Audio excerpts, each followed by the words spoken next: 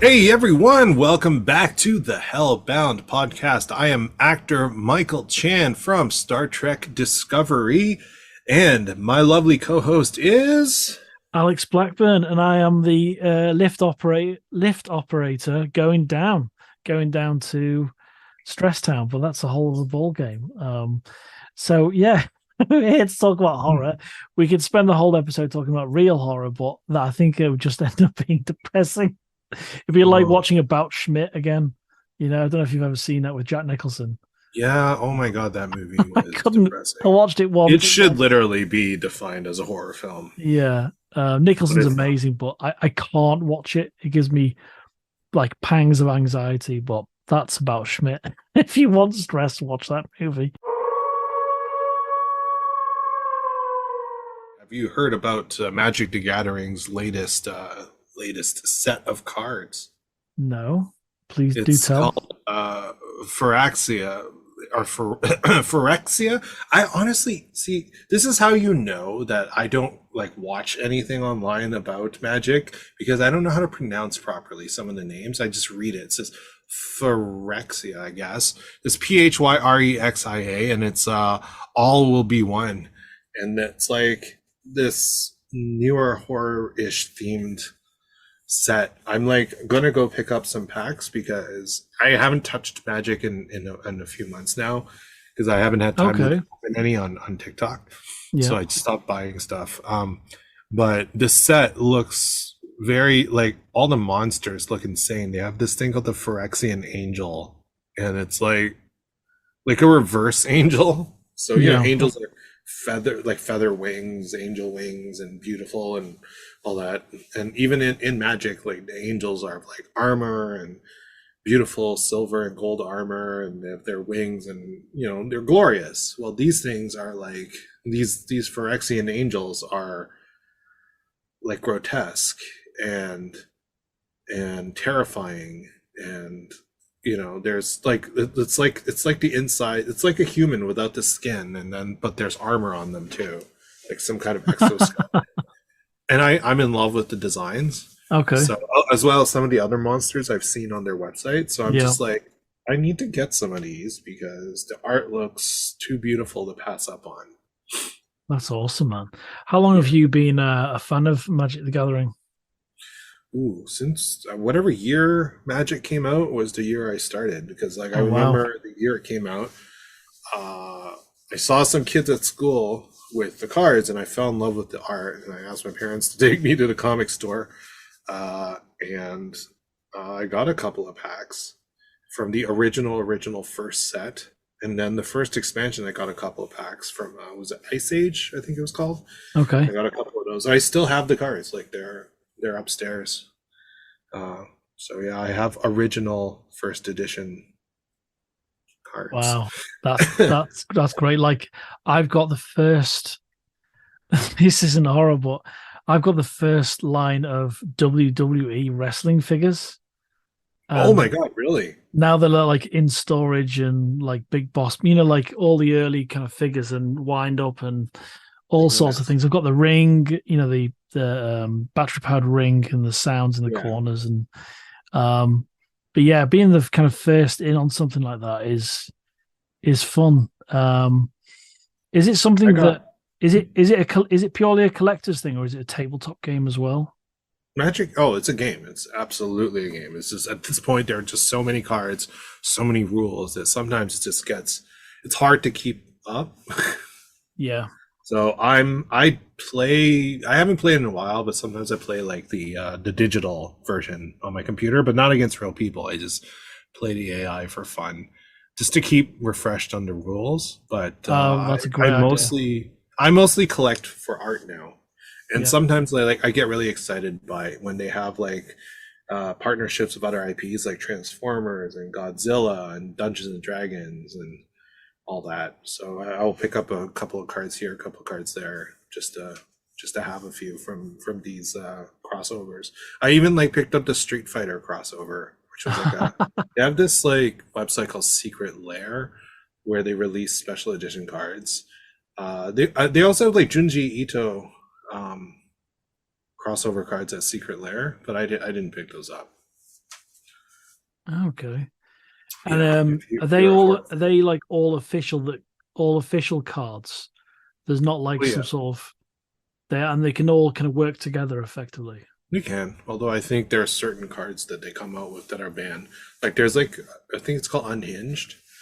Is like a set of cards. They're like jokes. They're so Okay. I mean, unless you play Unhinged, as in like you play with other players who are playing Unhinged, then Right. you can use those weird, crazy ass cards. Like some of them are really weird.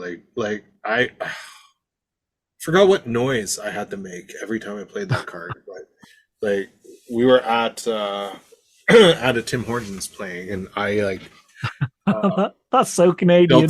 I built a deck with that card in it, Yeah. and yeah, and started making like loud noises, and people are like, "What is going on?" I'm like, "Playing a card game, guys. It says on my card, I Yeah. have to do this." Wow. That's amazing. That's so Canadian. I Um, love it. That's so good. I really wanted to talk about We Have a Ghost on Netflix. Have you seen it? No, I'm a big fan, like a lot of people, of David Harbour. Um, Yes, and I don't know if you want to summarize it, but the thing from the trailer, I'll specifically talk about a trailer, and I don't think it'll be hopefully it's not a spoiler, but we'll work around that. Is David Harbour's character doesn't speak in the trailer. Now, is that that is. something that Yeah, it's is a thing. It's a narratively thing. important? It is important, yes. Okay. But I mean, it pretty much is established right away. Okay. So, okay, the summary is the discovery that their house is haunted by a ghost named Ernest makes Kevin's family a social media sensation. But when Kevin and Ernest get to the bottom of the mystery of Ernest's past, they become targets of the CIA. Oh, okay. Yeah, I never watched the trailer. I don't know if you know, but Tig Notaro, who I absolutely love, I know that name. she's Jet Reno in Discovery, Star Trek Discovery. Yes. Okay. I love Tig. I love everything she does, and yeah, she plays the head CIA person in this film. It's absolutely hilarious. Kevin's dad is played by Anthony Mackie. Oh, awesome.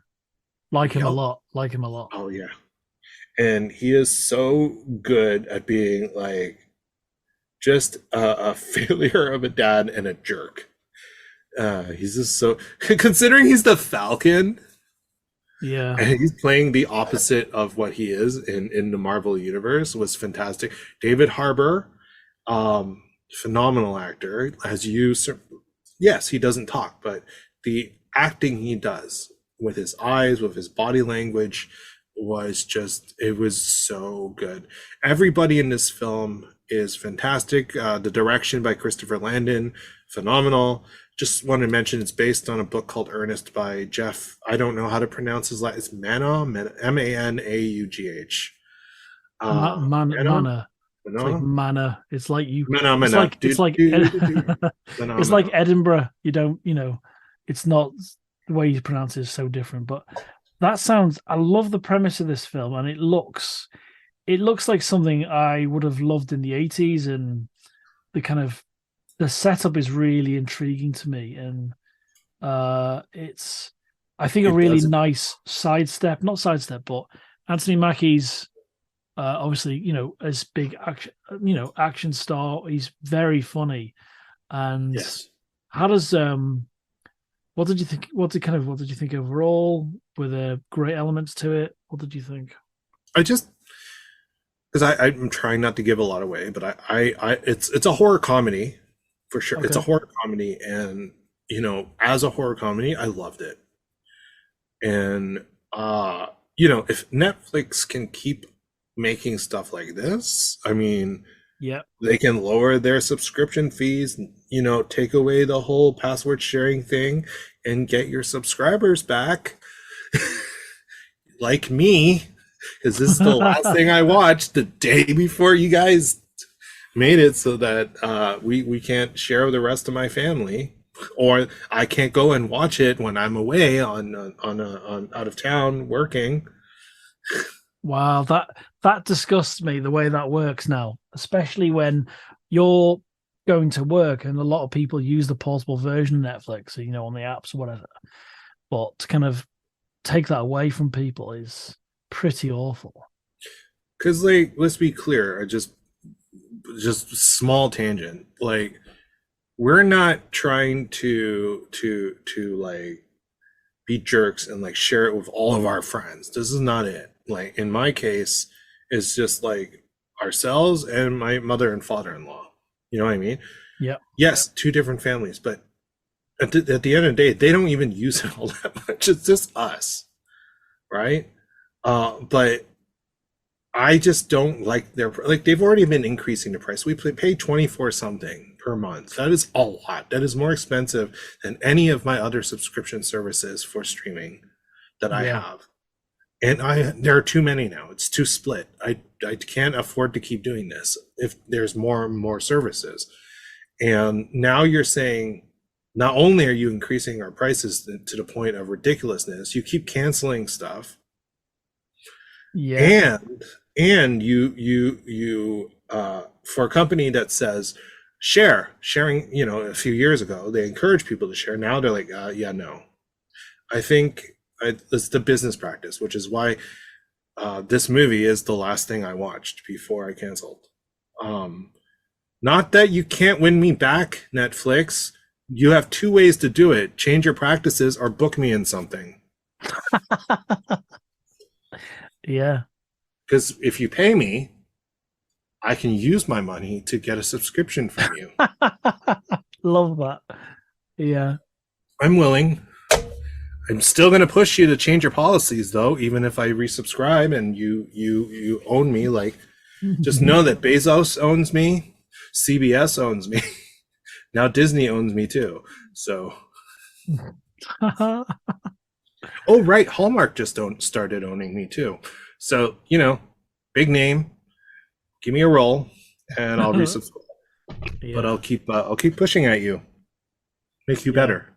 I think you're right. I think they need to hear this feedback, and there seems to be a bit of tiny bit of the Netflix magic that's gone for me because of something like that.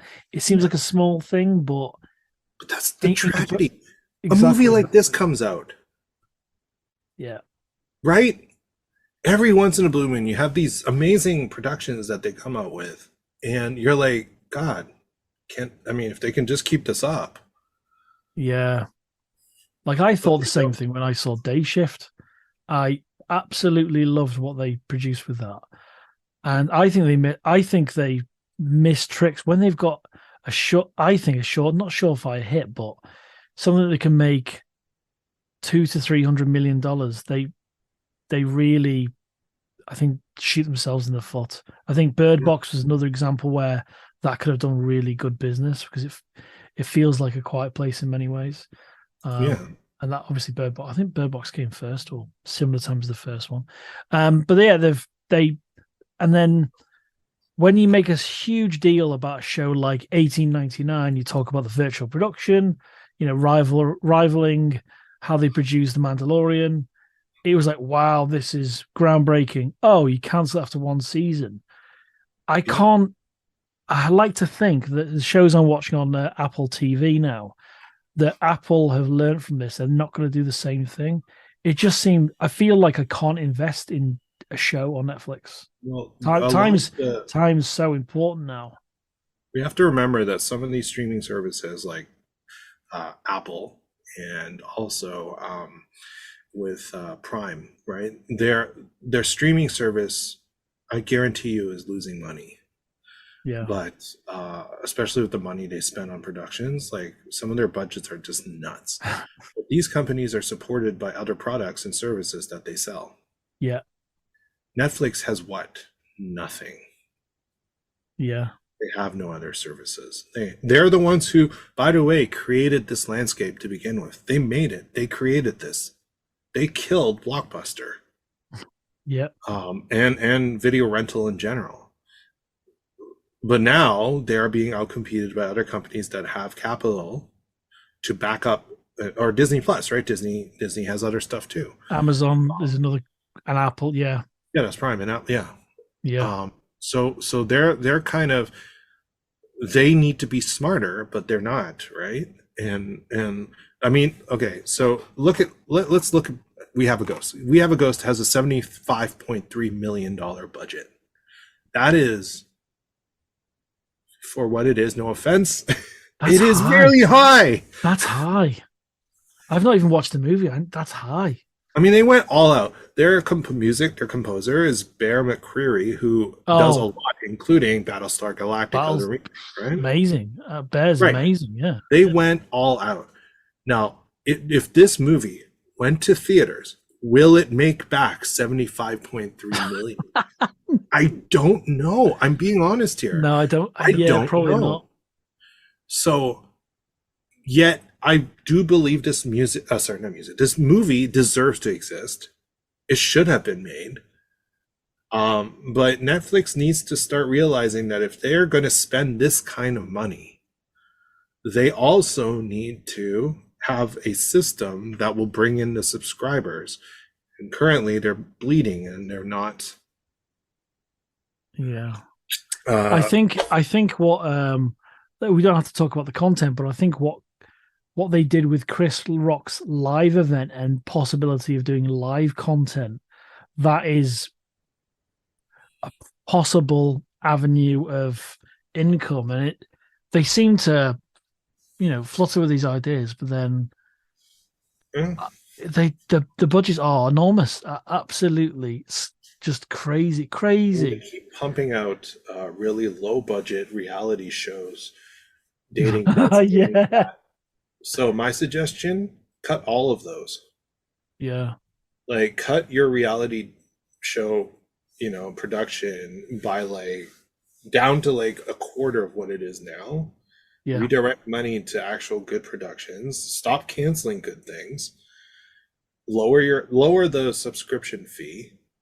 Get rid of the stupid password sharing stuff. You're gonna get everyone back. Yeah. Also, here's a good one: partnerships.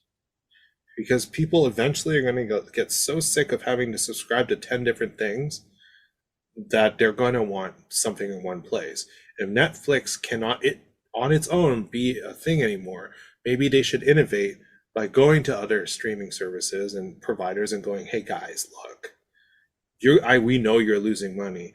Sure, you have other means of making money to support your loss and still have a profit overall in your company, but let's be marketable together. Yeah. So instead of one app to rule them all, you can still have multiple apps, but if you buy a package, you have access to, say, 3 or 4 apps. Wouldn't you like to have a package that has one decent price that has Netflix, Apple TV, and Prime and Disney Plus? I would. Yes, I would look into that. I'd be. You know what I'm saying? Buying that, yeah. You pay this one price, you get these 4, right? Or for Paramount in there, 5. Or you can pay for them separately. It's more expensive. It's effectively, it's almost the same thing now. Oh yeah, in some cases it's worse. And what Paramount are doing, content-wise, the quality of their content, I nearly canceled Netflix to switch to Paramount. So CBS is bleeding too. Yeah, that actually is the primary reason Discovery is ending. Yeah, a lot of people don't get it. Discovery, by the way, is a phenomenal show, and I will die on that hill. That made it to 5 seasons. Would have continued into a 6 if Paramount Plus wasn't bleeding. Yeah, no, I love it, man. I absolutely love it. So this is where we're at.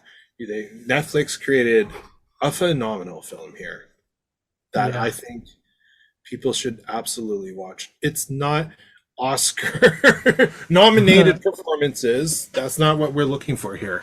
It's not like Everything Everywhere All at Once. It's not that high. No, this is a fun, silly movie with horror elements, lots of good comedy, a great message, great characters, great character work. The music is great. The special effects are great. I would so watch this again. It is so good. And I am just amazed that, considering everything that's been going on, Netflix can still do something like this. Yeah. And just throw such a phenomenal piece of work out It gives there. you hope, doesn't it, for Netflix when they produce something like this? Mm-hmm. And I've got I know how long things take to shoot. And my last comment about Netflix is, I think with Stranger Things, they have been dragging their heels in terms of production and releasing this purposely so people don't look to cancel their accounts. I swear this is happening, especially the last 2 seasons, because they say it's going to be another 2 to 3 years or 2 years before the final season. Yep. I'm like, yep. I understand how special effects work and all of that, but Jesus Christ, I just have this feeling that they're stretching that out. Well, they also don't have anything to replace it. No, because it's the show, it's the flagship. It used to be House of Cards. It used to be Orange is the New Black. And Stranger Things is the iconic Netflix show, isn't it? I think they're hoping that Wednesday will be the next, but yeah, I like Wednesday. Which eventually I'll talk about, since I do personally believe Addams Family is horror. So, but I won't talk about it today. But I will say that I know Netflix is hoping that to kind of have it take over as the flagship, but I don't know if it can. Thank you, everybody, for listening to the Hellbound Podcast. You can find us on social media, on Instagram at the Hellbound Podcast. We would also love if you could possibly subscribe to us on your favorite podcast platform. That would help us very much. So if you want to be featured in our social media, please send us a private message. We'd love to show people your art, your cosplay, your makeup, your music, whatever you want. So again, that's at the Hellbound Podcast. And as always, harness to darkness.